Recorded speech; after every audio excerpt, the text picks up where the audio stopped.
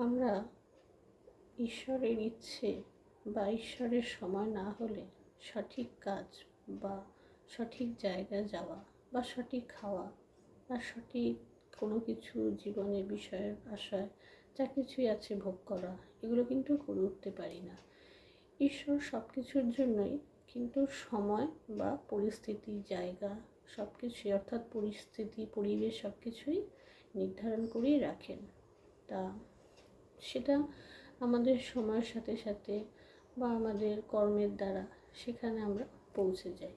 আমরা হয়তো এটা ভাবি এটা করব বা ওটা কোনো জায়গায় যাব, কিন্তু আমরা কিন্তু সেটা সেই জায়গাটা আমাদের নিজের ইচ্ছে মতো যাই ঠিকই, কিন্তু আমরা যথার্থভাবে ঈশ্বর ইচ্ছে করেন বা ঈশ্বর আগে থেকে নির্ধারণ করে রেখেছেন বলেই কিন্তু আমরা সেই জায়গায় যেতে পারি। অর্থাৎ ঈশ্বর সব কিছু পূর্ব নির্ধারিত করে রাখেন বলেই আমরা সেই জায়গায় যেতে পারি বা আমরা অর্থাৎ পৌঁছাতে পারি।